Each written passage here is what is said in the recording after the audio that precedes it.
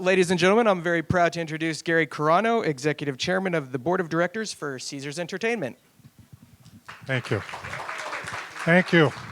What a great day. Gary Carano, Chairman of the Board of Caesars Entertainment. And on behalf of over 50,000 great team members at Caesars Entertainment, and especially our great team members here at Caesars Palace, we'd like to welcome Garth to the Caesars family. It's such an iconic day for the Caesars Palace, and we've had so many great entertainers over the years, but today we're raising the bar to the highest. Join me in please welcoming Mr. Garth Brooks. That's awfully nice of you. Thank you very much. Good to see you. Thank you very much. I was hoping I'd be sitting down behind a table because, so sorry, I'm so unprofessional. All my shit's over at the gig. So I'm in sandals, and I apologize. I have no pants. They're over there, too. So I'm so sorry. I had to have somebody go down and run down and grab me a hoodie from the vendor thing, because all my clothes are over there. So my apologies. Don't take it as a lack of disrespect, please. Take it as an artist that they're telling you where things are and when they are. All you're hearing in your head is, oh, my God, how am I going to open this thing? What's the next step after that? So everybody's been really sweet to take care of me. I'm the one that's a little bit behind right now. This is a great honor. Aaron, is there anything we need to cover first? No, It's a great honor to be here. It's very sweet what Caesars has gone through to get us here. It was more than impressive. Very sweet. So the sincerity and the love seems to be there. Feels great. And for me, that's the number one thing. Tonight, what I want people to walk away from out of that building, the 3,000 to 4,000 people, is loving each other more than when they came into the room. That's all that matters to me. So if that happens, then tonight's a success. And then hopefully night after night, that'll happen. If anybody's ever done a press conference with me before, you know what's getting ready to happen here, is I'm getting ready to tell you that it's easier for me to talk with you than to you. So what I'd much rather do, hi Cindy, what I'd much rather do is just take questions. That way it's more of a conversation. And anybody that's operating cameras in the back, if you have questions, raise your hands too, and we'll try and get them. We're not doing any one-on-ones after this or anything. Yeah, this is it, right? We are doing one-on-ones. Okay, good. Okay, so anybody that's got one-on-ones and you want to save the question, then we'll do that. I was told that probably. Sorry. Very good. Yes, sir. Hi, I'm Matt with Music University. Hey, Matt. The question is, how has this show evolved? How has the creative process for Plus One evolved since you agreed to do it with Caesars? Yeah, first of all, we met before, and I got to see you on Inside Studio G a couple times too. Thank you for your volunteering on that. How this is different from the Win Show? That's the main thing for me, because I don't want to come out and do the Win Show again. I love the Win Show, but the Win Show was the Win Show, right? So I'll tell the people tonight, I can't just do the Win Show all over again. You know, born in '62, Dad was a Korean War veteran, Mom was a singer. So I think I'm going to be born in 1983. Start it tonight, kind of get a little younger. Be good.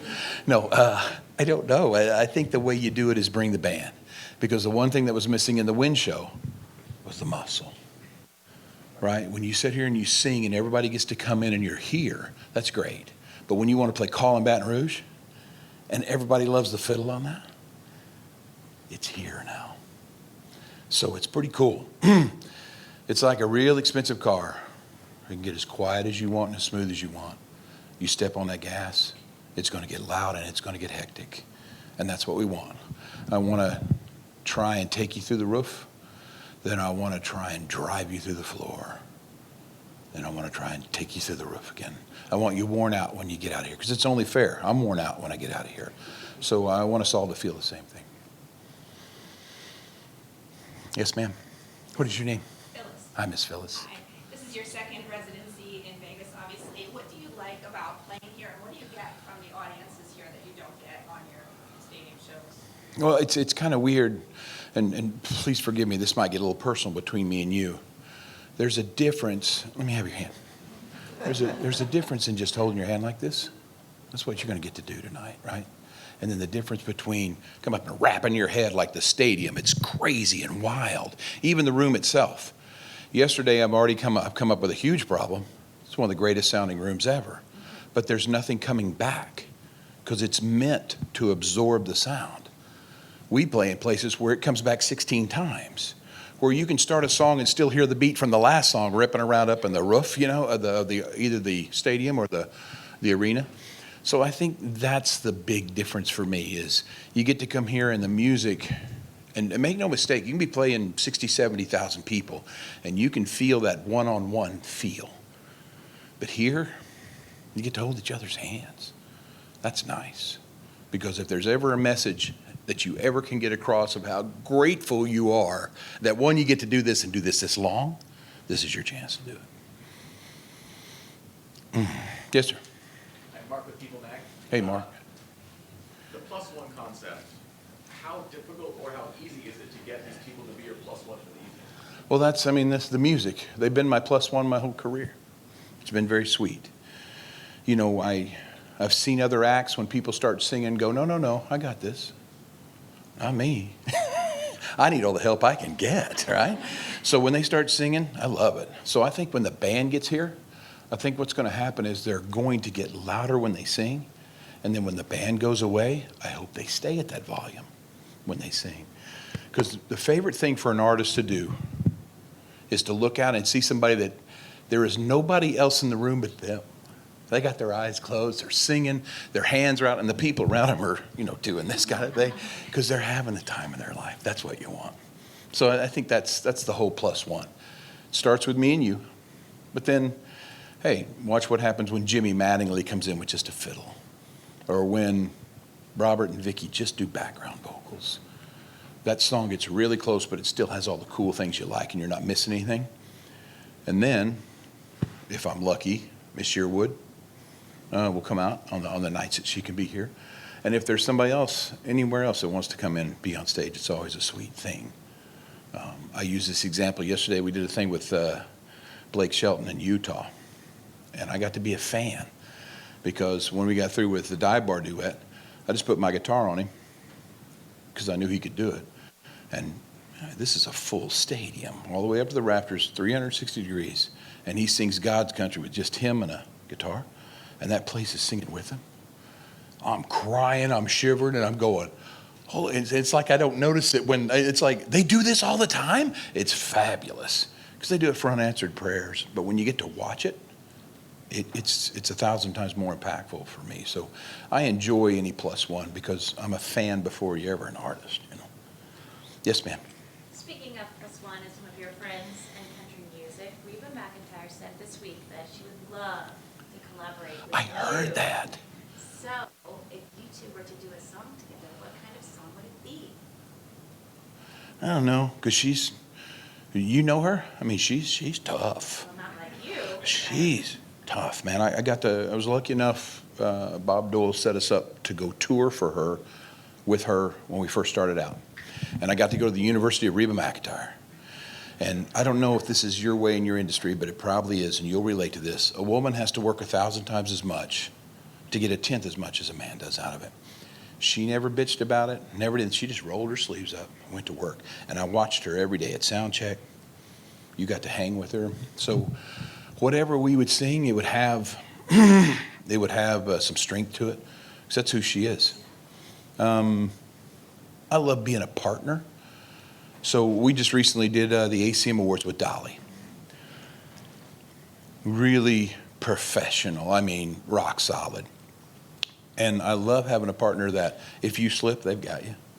If they slip, you've got them. They've got you because they're professional. I've got them because it's an honor. Because Dolly and Reba, there's a kind of a rule in music. Anybody that comes before you is a god. Anybody that comes after you is a punk, right? So I'm a punk to Reba and Dolly, right?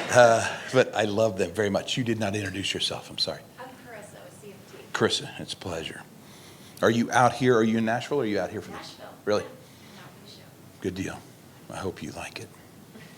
Garth, John Tenson will meet us at the Review Journal here in Las Vegas. Hey, John. Welcome back. Have we not met before? I thought so. Yes, sir. At the opening of the Encore shows. Yes, sir. So, and my question is, a lot of what you've done in Las Vegas has been groundbreaking. The Encore shows were That's unique. sweet. Your first country artist to play Allegiant Stadium one of the first to play T-Mobile Arena in Las Vegas. Yes, sir. We're coming into this series now, this residency here at the Coliseum. What's the next thing for you to achieve related to Las Vegas? I don't know. I mean, it's just Vegas. Vegas gets this. Vegas, you guys have this reputation that everything's smoke and mirrors, trapeze, everything's show and art. But when you get in here, what you find is the people who fill those seats know their music inside and out. I knew that when I played. We played. What was the place that the Wynn got built on? Yeah, the Desert Inn. The first time we played the Desert Inn. Those people knew their stuff, and they knew it inside and outside backward. So when we came back for the encore, people thought it was kind of an odd fit. I already knew what I was getting ready to walk into. And it didn't matter. You could play, ain't no sunshine when she's gone. They were right with you, right? Or you played, he said I'll love you till I die. They were right there with you. So it doesn't matter what you play. These guys know their music inside and out. So as groundbreaking as that might be, for me, I just want to see how far the music will go. I truly believe it's a gift. And it's not my decision when it stops and when it starts. You guys were sweet enough to let me go home and raise my babies. And then you were crazy enough to let me back in. And I'm just going to enjoy it from here on out. Just see how far it takes us. Yeah, Cindy. So you announced the 23 sports shows today. Can you talk about announcing those before this even starts? I mean, that's awesome. Did we announce those today? Yes, sir. We did? Good. And did we announce dates of on sales and stuff like that? That's Oh. on the ticket. All right. We could talk. There's so much stuff I can never talk about. So can you talk about how people can get tickets? Do you know how people can get tickets? Yeah, so it's a Ticketmaster verified fan thing. They used this on the first one. And if you were around on the first on sale, what happened was they staggered groups, like 2 or 3 months in one group, 2 or 3 months in the next, and they already put out verified fans. So they kind of knew what was going to happen when they turned the switch on because of the verified fan system. What I loved about the system was those verified fans are supposed to be people, not bots, not scalpers. What I also loved, the people that didn't get in, because we were fortunate enough to have a bigger turnout than they needed to move the tickets, were those people that were left on the outside. They're now the first ones on this one coming in. So if there's verified fan, new verified, they come in behind the people that were there. That's how I believe the system is supposed to work. I applaud that, and I love that and feel very thankful for that. Me and you talked about this. I can't believe how far out they sell tickets in this town, because that's never been our thing. So to think that people might still be interested from 8 months ago who didn't get tickets for a chance to get tickets now blows my mind. But hopefully, if those people are still interested, then hopefully they'll be treated the way I think it's fair that they should be treated and be first in line. Does that answer your question? Yes, sir. Hi, Associated Press. Can you talk a little bit about the decision to make this a phoneless event? Oh, yeah. Ty, you mean in the show? In the show. Yeah. Sorry. Gotcha. No. It's great. In the show, no phone, no video, same way it was with the Wynn show, because this show is a one-of-a-kind thing that kind of evolves. So since there are people that have tickets, December 20-something, right? It's crazy. I want the show to be brand new for them, not something they can go online and just see the whole damn thing. I don't think it's fair to them. I don't think it's fair to the story. I don't think it's fair to the artist. So Randy Bernard came up with, hey, people don't like putting their phones in a bag. Totally get it. So Randy said, what if when they open that bag back up, there's stuff in there for them? So one of the things we did was, there's a QR code in it. We have a professional photographer every night. They'll be posting those for that QR code only. So these people can now have their memories to themselves, or they can choose to post them if they wish. And also, we're going to try and throw in some video there. As long as we don't give away the show, a little bit of the video. Because there's going to be things, hopefully, Ty, that happens only on that night. Those moments are the ones you want to capture, because it isn't part of the show. It's a fun little freak thing that happens. And I'm an entertainer, so if it really works well, it will be part of the show, yeah, the next day. But those things are fun. So hopefully it'll just get better and better with time as we do it. But that's the original plan, so you'll know. It's a great question. Thanks for letting me get a chance to explain that. Anybody else? Yes, sir. Hey, Garth, really tasty country. Yes, sir. How you doing? Good, good. How challenging was it to figure out the first song, without spoiling on anything, the first song that you're going to come out and perform tonight, and then after that, is there a structure to your set, or will it be kind of free? Yeah, I mean, let's make a promise to talk another year from now, because I'll know that question a lot better. Right now, I don't have a clue what the first song is. I think the first thing I'm going to do is just say, what are we doing? I think that's the first thing I'm going to say. Then I'll see how their reaction is to how serious or how fun it's going to be tonight. I think they expect professionalism, but what I love is they have always let me be me. That's the sweetest gift you can give somebody, with all flaws and all. They know it's going to be a train wreck, but hopefully it's going to be a fun one. And then hopefully they'll come back in 6 months and go, oh, I see where the show is going. It's cool, but you can't build something that depends on the people without the people. So tonight, we'll start building. And I know this sounds really strange and really bad, because I told this to Good Morning America yesterday. I said, I want this to be the worst show of all of them, but I want it to be fantastic. And each night hopefully gets better. So you, that headline right there, that little quote, can be screwed around so much. I get it, but I trust that people know my heart. We'll see. Everybody good? Aaron? All good? Thank you. Okay, thank you. Very much. Thank you, Garth. guys.